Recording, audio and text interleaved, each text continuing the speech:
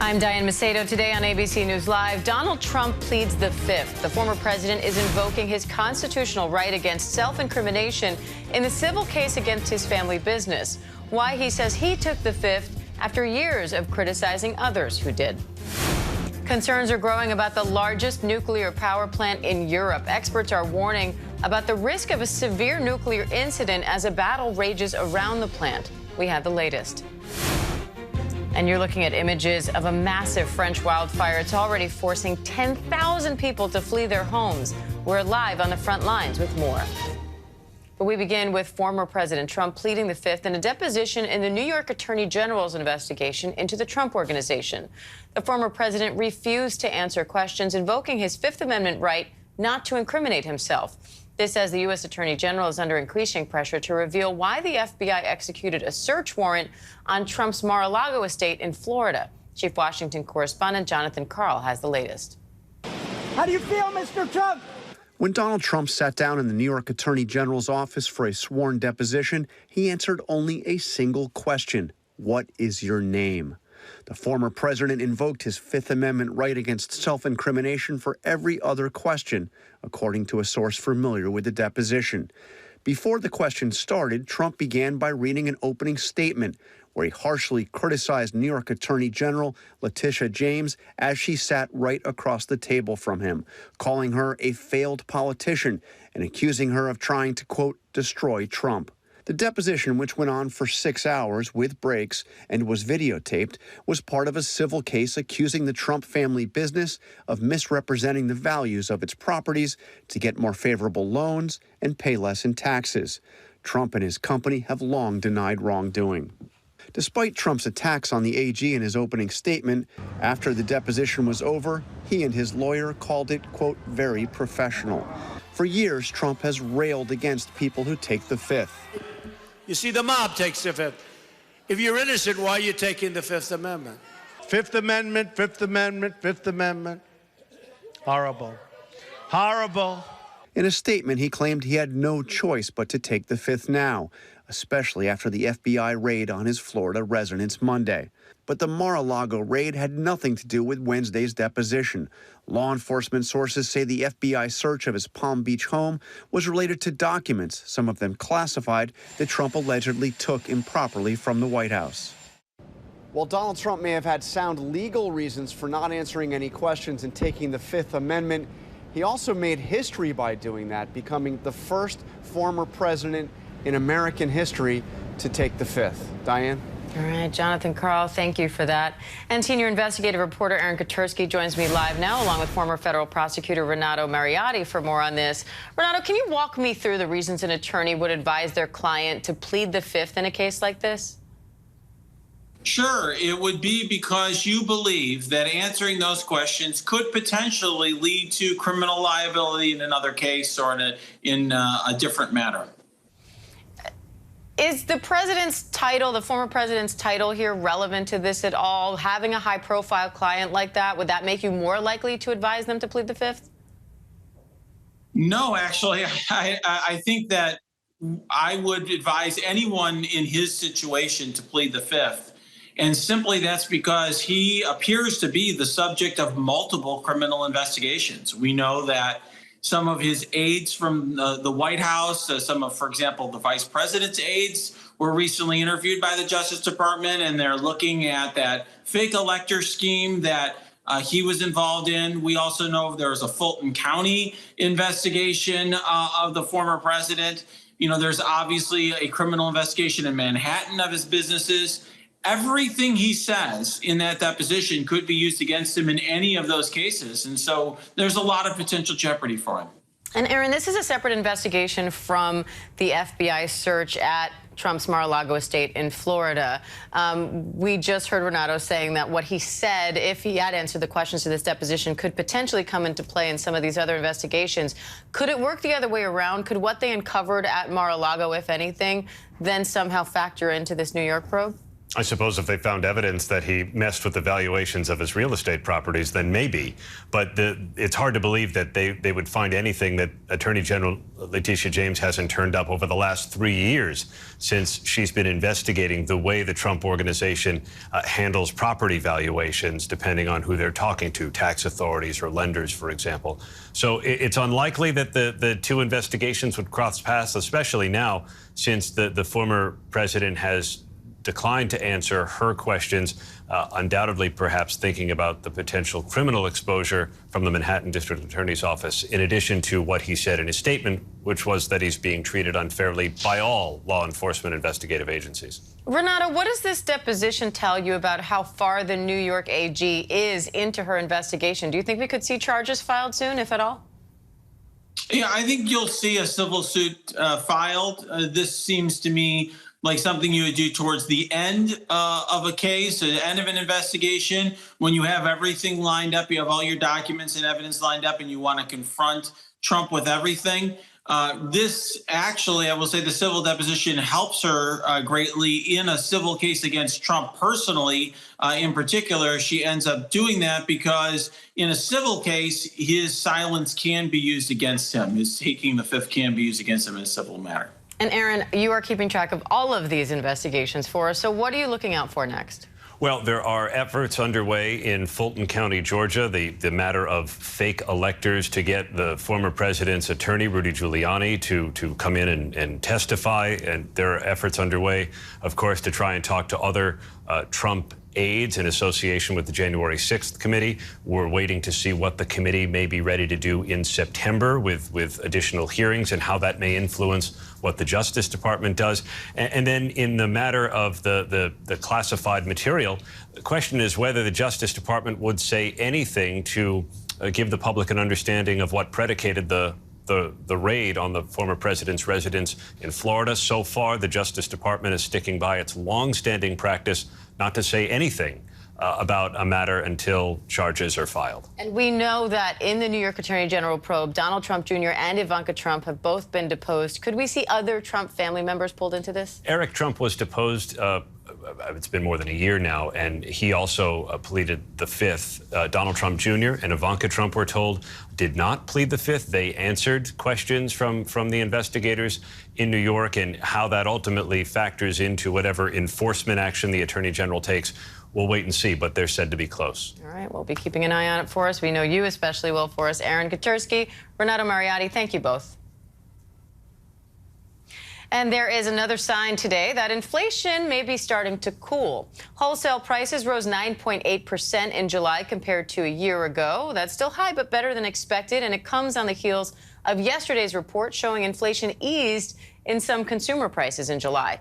Meanwhile, the weekly jobless claims report shows 262,000 people filed unemployment claims last week. That's up 14,000 from the previous week. So what's the big picture here? ABC News business reporter Alexis Christoforous is here to break it all down for us. Alexis, what are your big takeaways from today's inflation report? Well, Diane, I think it shows us that inflation is moving in the right direction, albeit very, very slowly. And we just saw that year-over-year number. Producer prices, which are prices that businesses pay at the wholesale level, up 9.8% in July versus the same time last year. That was better than expected. But month over month also tells an interesting story. It's the first time since the pandemic that producer prices actually fell 0.5%. Definitely an encouraging sign. Yesterday, we saw that consumer prices, while higher, while still elevated, those price increases are starting to slow down a little bit. So I don't think we want to go out and have a party with, inflation still up 8.5% at the consumer level. But again, it is moving in the right direction. And perhaps if we see a few more months of numbers like these, it can create a trend. So what do you think these 2 weeks of reports mean for the Federal Reserve? I think they, like the rest of us and like economists, are going to be trying to figure it out in the weeks and months ahead. The Fed meets again the end of September, and then there's a meeting in November and December. Analysts still believe the Fed's going to raise interest rates at each of those meetings. It just depends by how much. And the fact that we got these 2 reports showing inflation starting to cool a little bit might actually take the pressure off the Fed to go as big with its next interest rate hike. Maybe instead of a 0.75 percentage point rise at the end of September, we might see a 0.5 point. But the fight for bringing down inflation by the Fed Fed is still very much on. And a big factor in that consumer price index report was gasoline. A gallon of regular nationwide is now below $4. That's the first time we've seen that since March. So do you think gas prices will keep falling? Well, you know, a few weeks ago, we were talking about how much lower can they go, and all the analysts were predicting they would go higher as the summer went on. That's not what we're seeing, because people started to change their driving habits, and there was less demand globally for gasoline. That's what helped to push the prices lower. It's really anybody's guess, because energy is so volatile. We still have the war in Ukraine. We have hurricane season upon us. That could knock out a few refineries and take some oil off the market. So lots of question marks still remain, but at least for now, we are getting some much needed relief at the gas pump. All right, Alexis Christophers, we'll take the good news where we can get it. Thank you. You bet. Meanwhile, concerns are growing about the largest nuclear power plant in Europe as shelling continues just miles away. A Russian reporter also, whose on-air protest went viral against the war in Ukraine, she's now facing charges after Russian authorities raided her home. ABC's Britt Clennett has the latest from Ukraine. Hi, Britt. Diane, fears are growing here in Ukraine after more attacks on the areas surrounding Europe's largest nuclear power plant. Also, Russian shells landed in the city of Marinets. That's about 10 miles from the Zaporizhzhia plant. And it's being reported that at least 13 civilians were killed there. Also, southwest of the plant, about 30 miles away, missiles striking the town of Kushahum, with several homes there completely destroyed. And Diane, President Zelensky once again reiterating that they need more high-caliber weapons to counter the onslaught. And in Russia, a development on that journalist who was critical of the war in Ukraine, Marina Ovsyannikova, became known internationally for holding an anti-war protest sign on air on Russian state TV. ABC News spoke with her lawyer. She's been ordered to stay under house arrest. The mother of two, for now, being spared jail time for that well-known anti-war protest. Diane. All right, Britt Clennett in Ukraine, thank you. And let's bring in ABC News national security and defense analyst Mick Mulroy, along with ABC News contributor and former senior CIA field operative Darrell Blocker for more on this. Darrell, Russia is reportedly struggling to reinforce its troops as they face mounting losses in Ukraine. So could the tide be turning in Ukraine's favor? I don't know if the tide is going to turn in their favor because of the numbers are simply against the Ukrainians, but clearly poor planning strategically and tactically has led to this. Honestly, from the very beginning, and they're losing as many as 60, 70,000 troops in less than 4 or 5 months is an astronomical number of people to replace these soldiers who are trained and not particularly very well. So that pipeline has been disrupted, as well as their logistical and armaments. Mick, we're hearing warnings now from nuclear experts about these attacks near the nuclear power plant. Walk us through the concerns there. How real are they? How imminent is this? So, Diane, it is a concern because, as your report said, this is the largest nuclear facility in Europe.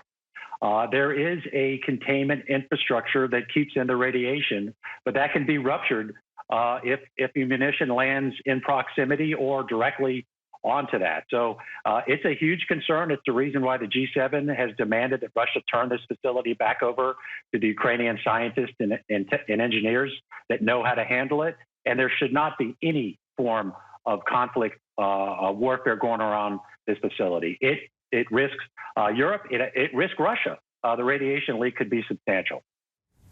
Now, Darrell, resistance fighters in occupied territory are reportedly killing pro-Russian officials and destroying key Russian infrastructure. How much of an impact could those tactics have on the war? Are we talking about in the Donbass and the Crimea, or in areas in which have been taken over since the invasion? I think in areas that already were established, right? They were thought, at least by Russia, to be Russian territory, and now occupiers there are said to be facing these new challenges. Yes. So because that whichever one you think is more important. Well, it was Ukrainian territory up until 2014, so it's been annexed. So the Ukrainian military, the Ukrainian populace know that territory better than the Russians, who have only been in there since 2014. So they know which nodes to actually impact the greatest, or to hit to have the greatest impact. And so, yes, I'm sure they're thinking about that in terms of what President Zelensky said yesterday, as in regaining all of that territory, which has been lost to Russia since their invasion of Donbass and Crimea in 2014.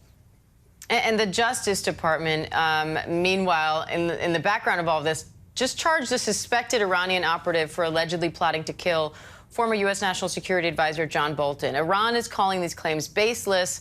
Mick, how significant is this whole thing? Do you think we could see the Biden administration doing more to retaliate against Iran for this? So, Diana, I think it's possible. As the current National Security Advisor, Jake Sullivan, said today, or yesterday rather, this is unacceptable. We're not going to allow these thugs essentially to target our senior leaders, no matter which side of the aisle, of course, they are on. So we do have to take this seriously. Obviously, the Secret Service started protecting Ambassador Bolton, so they took it seriously. And now it's time to determine how we can go about bringing this individual to justice, because that's going to be very difficult, as you probably will never leave Iran. All right, Mick Mulroy, Darrell Blocker, thank you both. Coming up, 4 years after families were separated at the U.S. border, some children are still waiting to be reunited with their parents. We'll look at a full investigative report on the zero-tolerance policy when we return.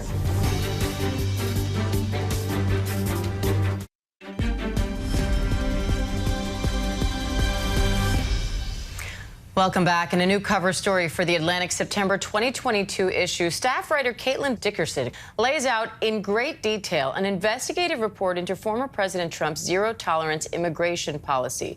The article exposes the trauma that families separated by U.S. immigration officials are experiencing. And 4 years later, some of these families are still separated. Joining me now to discuss, Caitlin Dickerson, staff writer for The Atlantic, and Dr. Ranit Missouri, senior medical advisor with Physicians for Human Rights and professor of family medicine at Georgetown University School of Medicine, are both here. Thank you, ladies, for being here. Caitlin, I'd love to start with you. You say that separating children from their families at the border was not a side effect of this immigration policy, but actually the intent. What evidence do you have for that? Well, the evidence for that begins in 2014 when the proposal to separate families is first surfaces. And that's when Barack Obama was president. A man named Tom Homan, who was the head of ICE, he saw a rise in border crossings, in particular of children and families crossing the border. And he told me on the record for my story that he came up with this idea to try separating families as a way to discourage border crossing. The Obama administration rejected the plan initially, and then Homan raised it again under President Trump when, of course, it was ultimately approved. So this argument that prosecutions were the goal and not separations during the Trump administration's zero-tolerance policy, it just doesn't hold up based on Tom Homan's arguments and Tom Homan's interviews with me, as well as many documents that I uncovered in the course of my investigation. I was involved in a multi-year lawsuit to get federal records, which show kind of before, during, and after zero tolerance that separation was, in fact, the goal, and go as far as to show officials trying to keep families apart for even longer after those prosecutions of parents were complete. And I know that Homan told you that the intent was not what ended up happening. The intent, he thought, was to help these families, to deter them from the danger that is border crossing. But you detail some harrowing stories of the impact on these families. So, Dr. Missouri, I want to go to you. What happens physically, mentally, when you separate a child from their parents like this? So first of all, I'd like to congratulate Caitlin for this unbelievable and remarkable investigation, which reaffirms what we at Physicians for Human Rights concluded about 2 years ago, that this intentionality is one of the criteria for international law to determine that something is considered torture. So intentionality, and of course, as you mentioned right now, the severe pain and suffering that family separation can cause, among other elements. So as you can imagine, anyone who has children, you are separated from them, they get lost in the mall. It's profoundly stressful. Imagine children being yanked away from you. You don't know where they are. The children know where the parents are. So we documented our volunteer physicians at Physicians for Human Rights. We documented, we interviewed people, more than 40 families at one round, more than 13 on another at another time. The profound, severe, and long-lasting trauma that lasted even 3 to 4 years after the initial separation. And so, Caitlin, you say in the article that a lot of different entities share blame for these family separations and that this goes back to 9/11. So can you walk us through how we got here? Sure. So following 9/11, the George W. Bush administration established the Department of Homeland Security with the goal of preventing a terrorist attack from ever taking place again on American soil. But as part of that effort, they really turned toward illegal border crossing, which at the time mostly involved migrant laborers, who were sending money back to their families in Mexico, and decided that, no longer should that be allowed to go unpunished. And so there wasn't a significant threat of terrorism then or now among these migrant laborers. But basically what you've seen over time since 9/11 is an escalation of this approach known as prevention by deterrence, which uses prosecution as a way to discourage people from entering the United States. Initially, when it's introduced under President George W. Bush, it's only applied toward individual border crossers, individual adults who are coming across the border alone, most often men, again, migrant laborers. But as you see the rise that we just talked about of children and families crossing the border, and you have President Trump take office, who, as you know, campaigned and was very focused on minimizing border crossings of all kinds, you see those same prosecution efforts placed on parents, which then requires them to be separated from their children. Now, Caitlin, you say what happened here has resonance far beyond this one policy and that it should be studied by future generations. Why? What is it that you think we have to learn from this that transcends beyond even just immigration? I think that it's no surprise that people like Stephen Miller, President Trump's well-known chief immigration advisor, the president himself, Jeff Sessions, who served as attorney general, these are all folks who were very open about espousing, very harsh views on immigration and favoring harsh enforcement. But really what's more important, I think, here perhaps is all of the people, the members of the bureaucracy who stood by as this policy was put into place, many of whom say today, they were concerned about it when it was in the proposal phase. They didn't want it to be pushed forward, and yet they remained quiet. They didn't push back. Some of them told me, it wouldn't have been strategic for my career, and they were very open about that, to push back against Stephen Miller, given how much influence he had in the White House.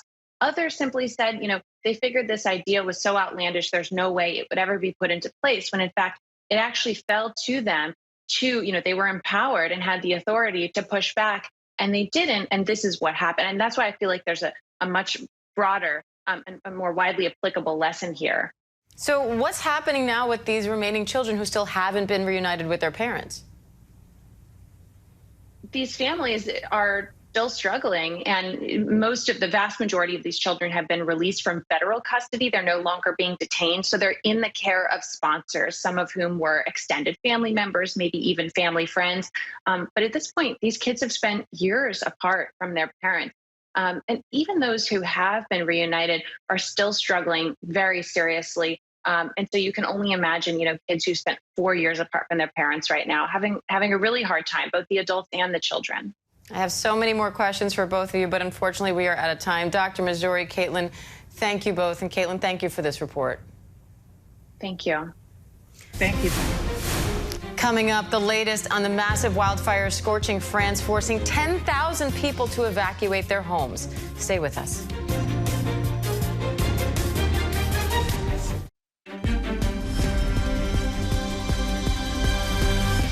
Welcome back to ABC News Live. A massive wildfire has exploded in France, already scorching at least 17,000 acres. The fires have forced 10,000 people to evacuate their homes. I'm Diane Macedo. We'll be right back.